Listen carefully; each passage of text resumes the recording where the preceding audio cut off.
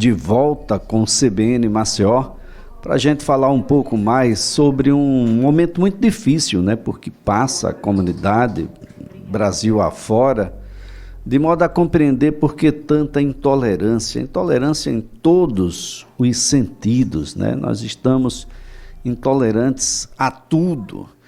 Mas a intolerância religiosa em tempos de internet, que você pode se informar muito sobre as religiões em geral, a intolerância religiosa sob um ponto de vista da ignorância, ignorância é um caminho reto para ser intolerante, é algo que a gente precisa se manifestar, compreender e compreender como é que a legislação brasileira compreende e pune isso. Até que ponto a gente pode, de fato, simplesmente não gostar, e não gostar é só não se associar, e até que ponto a gente pode criticar e até mesmo, por meio da violência, das várias violências físicas e não físicas, a praticar atos que vão contrários a religiosidade de alguém. Olha, esse é um tema que a gente abre a partir de agora com advogado criminalista, professor universitário, o professor Tiago Mota, quem a gente mais uma vez agradece, professor, por nos ajudar. Um bom dia. Um bom dia, Elias, e um bom dia a todos os ouvintes da Rádio CBN. É sempre um prazer, né, e uma honra estar aqui tentando discutir, debater, né, conversar sobre esses temas tão palpitantes que o colega Elias traz para o debate. Bom, professor, primeiro se assustar, né? Porque 1/3 dos processos por racismo que estão em tramitação nos tribunais brasileiros diz respeito à intolerância religiosa. Mas como é que o legislador viu? Como é que a legislação brasileira entende o termo intolerância religiosa, professor? Na realidade, para a gente tratar de intolerância religiosa, a gente tem que levar em consideração que, infelizmente, para o leigo, a legislação brasileira ela é muito separada, digamos assim. Ela é cheia de dispositivos espalhados em vários locais diferentes, o que muitas vezes causa dificuldade na hora de interpretar quais as consequências que serão aplicadas para cada determinado tipo de comportamento. A primeira coisa que a gente tem que botar na cabeça é que a intolerância religiosa, como qualquer outro tipo de intolerância, ela é completamente vedada no nosso ordenamento jurídico. Aliás, a nossa Constituição ela é claríssima, no sentido de que o Brasil ele é um Estado democrático de direito fundado basicamente na soberania, na cidadania, na dignidade da pessoa humana e no pluralismo. Sem pluralismo, sem que haja essas diferenças, por mais que, como Elias falou, por mais que eu eventualmente não goste, não tenha apreço, o que é que eu não posso fazer? Eu não posso ter intolerância. E aí a legislação, ela basicamente separa esse tipo de intolerância em dois grandes grupos de comportamentos. Um que é previsto no Código Penal, propriamente dito, e um outro que é previsto especificamente na Lei 7.716 de 89, que é a chamada lei de racismo, certo? Então a gente precisa diferenciar qual tipo de comportamento se aplica em qual tipo de situação. Então vejam, o preconceito envolvendo religião, ele pode tanto eventualmente caracterizar a chamada injúria, né, a chamada injúria racial, que está presente lá no artigo 140 do parágrafo 3º do Código Penal, certo?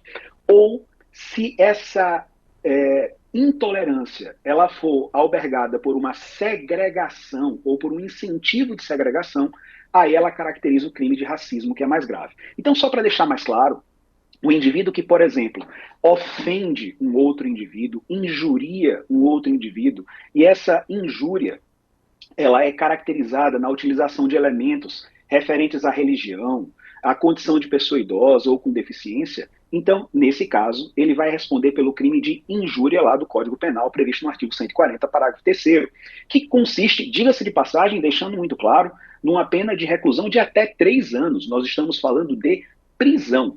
Mas se além da ofensa, propriamente dita, o indivíduo, ele eventualmente, ele segregar, ele incentivar, né, a segregação, Então, nesse caso, a pena é ainda mais grave. Nós estamos falando de uma pena que começa em 3 anos, né? Uma reclusão que vai ser ainda mais ilícita, porque o indivíduo que induz, incita a discriminação, o preconceito, né? Ele vai incorrer nesse tipo de comportamento. E mais, vou além. Uma das modificações trazidas, Elias, muito recentemente, né? Agora em 2023, pela Lei 14.532, e que diz respeito especificamente à questão relacionada à religião, que se tornou crime hoje, para você ter ideia, Elias, a conduta do indivíduo que simplesmente, certo? Simplesmente venha impedir ou emprega violência contra uma manifestação ou prática religiosa. Então, vamos deixar bem claro os 3 grupos de comportamento. A ofensa envolvendo preconceito de religião, ela pode caracterizar, no mínimo, a chamada injúria racial, lá do artigo 140, parágrafo 3º, mas pode caracterizar o artigo, né, 20, lá da lei de racismo, caracterizando um comportamento ainda mais grave. O que é que a gente pode, inclusive, tecer disso? Para vocês terem ideia, hoje, agora, em janeiro de 2024, a nossa Ordem dos Advogados do Brasil, né, aqui em Alagoas, ela tem, esse tema é tão importante que a gente tem uma comissão, né, de combate à intolerância religiosa, e ela percebeu que, diga-se de passagem, cerca de 80% das ocorrências que tiveram de intolerância religiosa até então, quase 80% tiveram como alvo praticantes de religiões de matriz africana. Né? Então, independentemente da matriz, claro que ainda é mais grave por se tratar desse tipo de comportamento ser tão recorrente, mas é muito importante que as pessoas compreendam que o Brasil tem como matriz o livre exercício das manifestações religiosas e o respeito à dignidade da pessoa na escolha de crer ou não crer, e essa escolha ser respeitada, gostando ou não gostando dela. Agora, professor Tiago, a intolerância religiosa ela está marcada, né, na história da humanidade, o estabelecimento de pactos, por exemplo, entre religiões, principalmente aquelas institucionalizadas, demarcando aí poder político, controle social. Os próprios cristãos foram perseguidos e criminalizados no Império Romano. Isso nos trouxe para um pensamento mais republicano, milhares de anos depois, mas nos trouxe aqui no Brasil para um chamado Estado laico.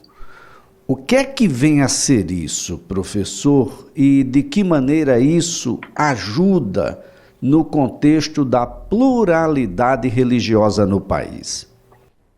O Estado é laico no sentido de que o Estado ele tem que adotar uma postura não laicista. Vamos colocar isso de uma forma simples. O Estado em si, ele não adota, ele não reconhece uma religião, né, como sendo oficial.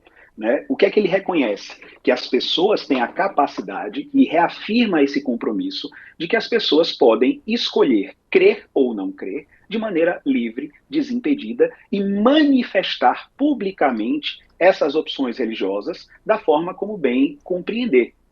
E essa religiosidade, porque muita gente confunde, né, no final das contas, o Estado ser laico como se impedir as manifestações religiosas, certo? O Estado ele é laico, mas ele não veda a religião, muito pelo contrário. A própria Constituição ela estabelece que é inviolável a liberdade de consciência, que é inviolável a liberdade de crença e que, principalmente, é assegurado o livre exercício dos cultos religiosos e garantia desses locais onde os cultos religiosos são exercidos e as suas próprias liturgias. Então, a proteção ela é extremamente ampla, porque ela não protege só a religião, mas ela protege o local de culto, ela protege as liturgias, ela é, inclusive, diga-se de passagem, hoje é assegurada também, por exemplo, no sistema prisional, a questão da própria assistência religiosa como um dos mecanismos mais eficientes no âmbito de reinserção social do indivíduo que eventualmente praticou um determinado comportamento criminoso.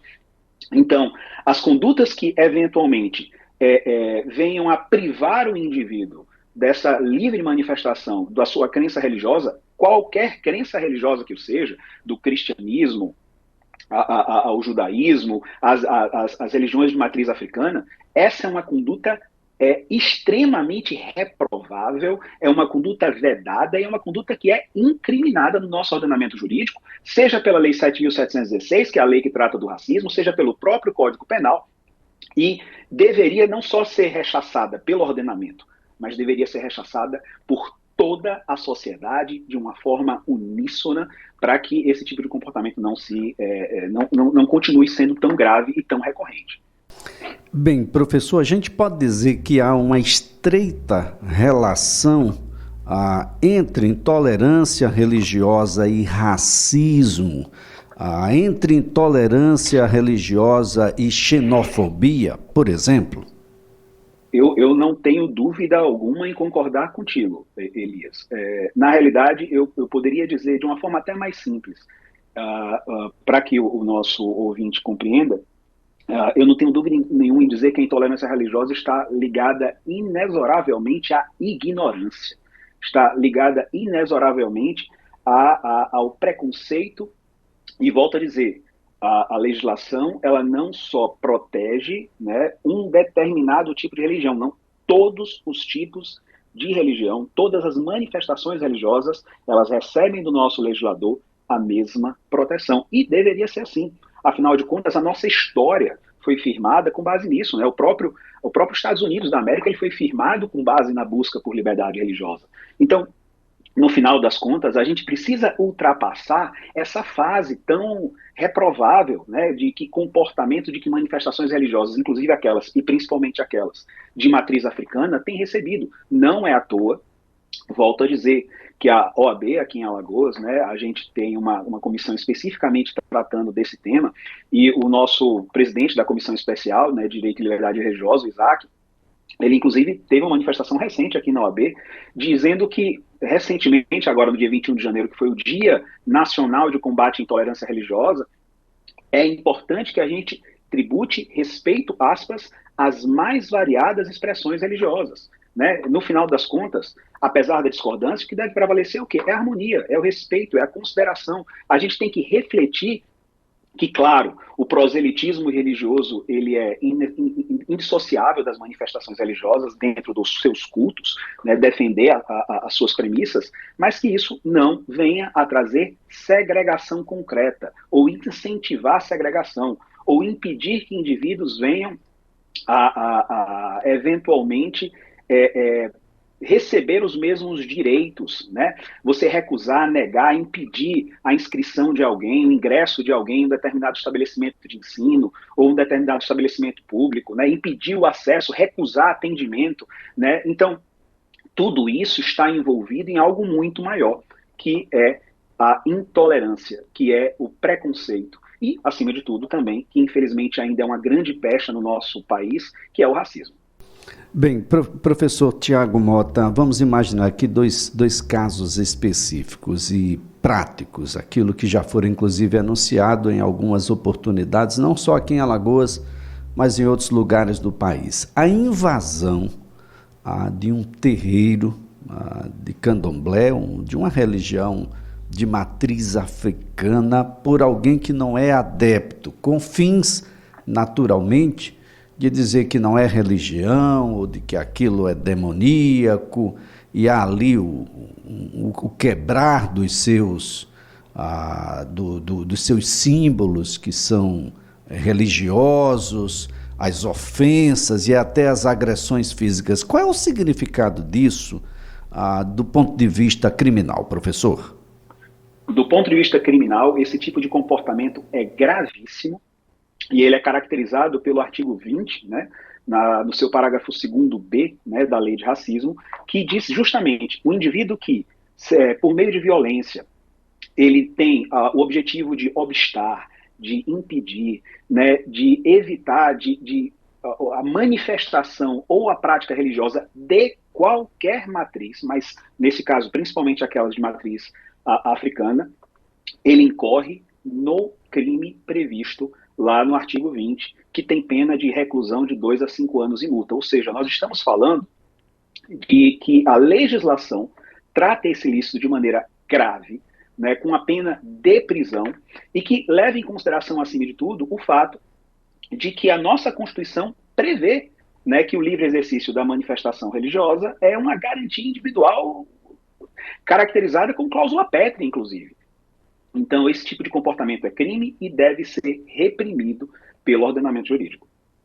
Imaginar aí uma segunda situação, aliás, esse início de ano nós tivemos algumas oportunidades em que santos da Igreja Católica, seja dentro da própria igreja, alguns foram sequestrados e naturalmente depredados, seja fora da igreja, mas ainda no ambiente de contemplação, seja numa praça ou num ambiente público qualquer que fora depredado. Quais são as implicações de quem comete um ato como esse, professor? Num caso como esse, nós estamos falando, também voltamos ao Código Penal, e nós estamos falando sim de um tipo de comportamento que tem o ato de vilipendiar publicamente ato ou objeto de culto religioso. E isso também é caracterizado como crime, com pena de detenção de 1 mês a 1 ano.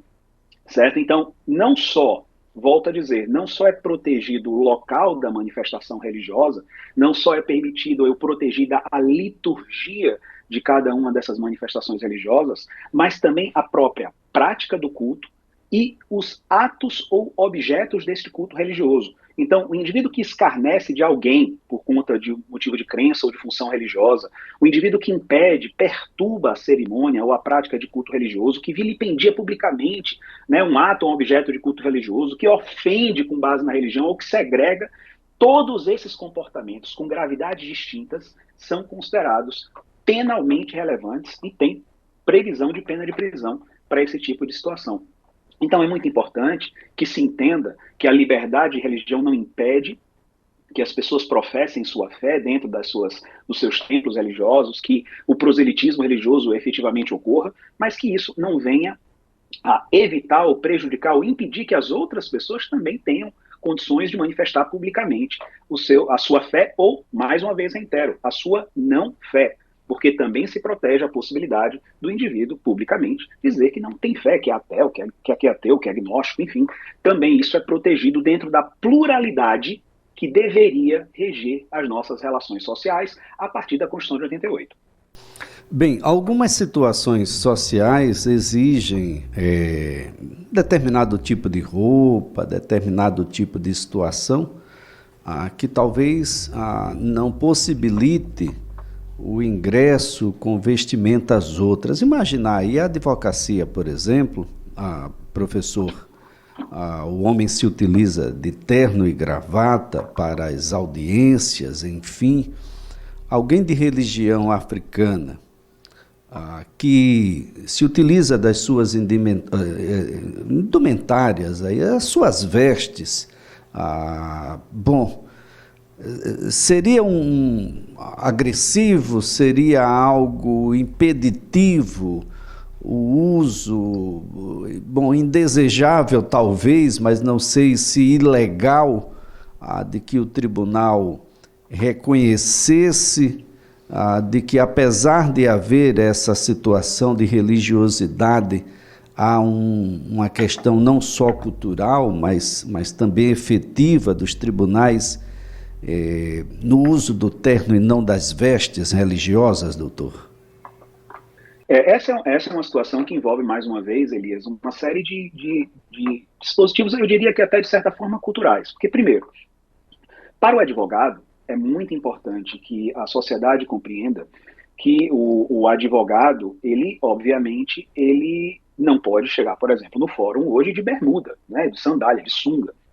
Então, existem, obviamente, vestimentas, talares, que seriam, digamos, culturalmente representativas do exercício de determinadas carreiras e profissões. Então, o magistrado tem uma veste talar, o Ministério Público tem a sua veste talar, a advocacia tem sua veste talar, e assim sucessivamente.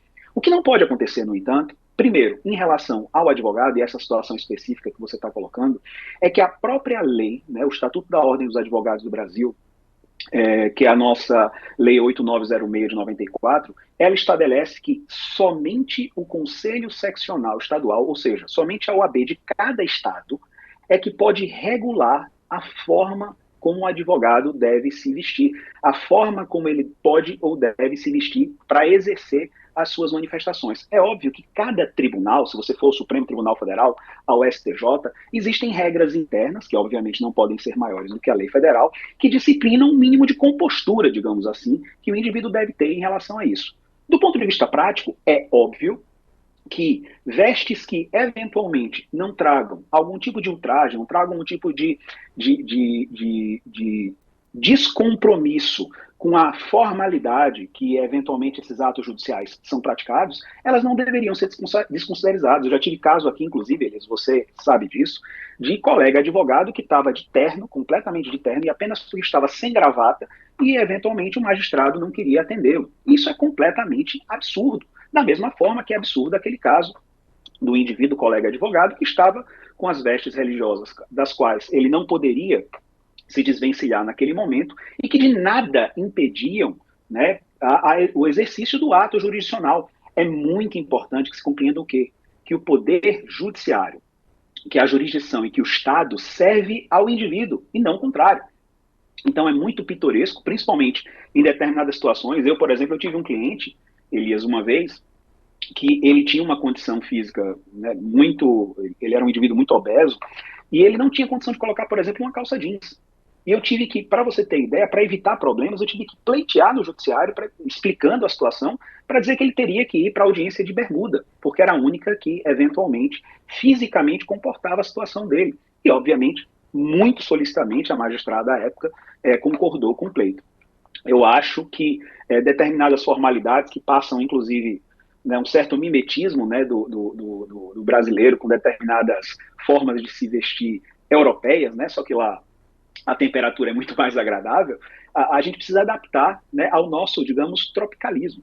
E é óbvio que, sem desrespeitar a formalidade, sem se desrespeitar, né, o local onde está sendo realizado e o que está sendo realizado no momento do ato jurisdicional, eu acredito que determinados tipos de comportamentos de impedir, né, desde que formalmente compatível, de impedir o indivíduo de demonstrar ou de manifestar suas aspirações religiosas, isso seria completamente vedado pelo nosso ordenamento. Professor, eu coloquei essa situação da advocacia apenas para deixar claro que algumas situações sociais, empresariais, elas podem aparentemente dar uma ideia de que pode ser agressivo, mas não está agredindo a religião. Fico imaginando aqui uma situação onde você tem que utilizar um fardamento, uma situação onde você tem que ter uma conduta X, Y, Z e que ela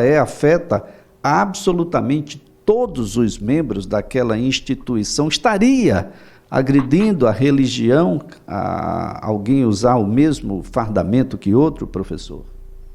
Eu acredito que não, mas volto a dizer, isso é uma situação que deveria ser analisada casuisticamente, né? Cada caso ele contempla a situação. Por isso que uma das grandes características da veste talar, da toga propriamente dita, ela igualar os sujeitos processuais, porque afinal de contas, independente da vestimenta que ele esteja por baixo da toga ou da beca, todos eles estarão desempenhando aquela função da mesma forma e com os mesmos pré-requisitos e havendo isonomia e não havendo hierarquia entre eles. O que há é o exercício de atividades diferentes. E é óbvio, Elias, e deixo muito claro, que existem lugares que determinam ou que demandam uma vestimenta diferenciada.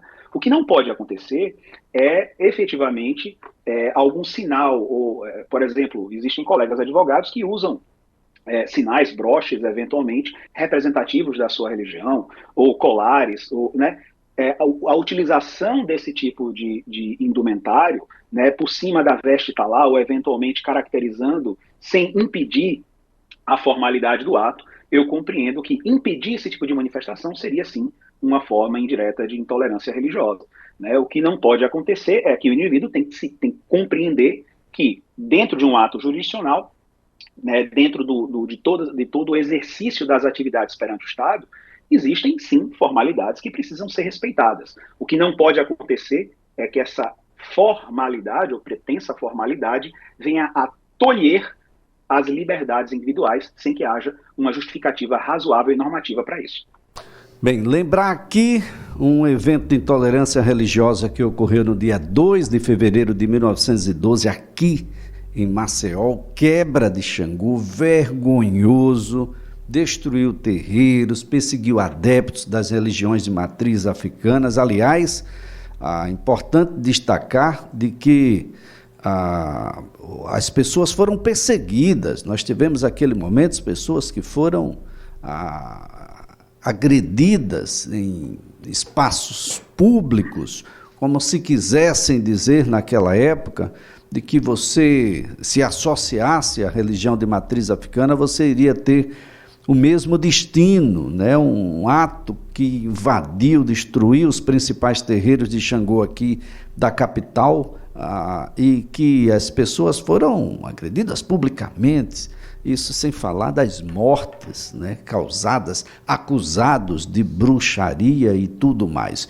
Definitivamente não dá para entender isso, a gente vai ter que conviver exatamente com aquilo que a gente tem de melhor, né, professor? Que é a diferença que nos torna maravilhosamente únicos. Que mundo chato seria se todos fôssemos iguais, hein, Elias? Na realidade, respeitar professor. As diferenças é respeitar aquilo que formou a humanidade.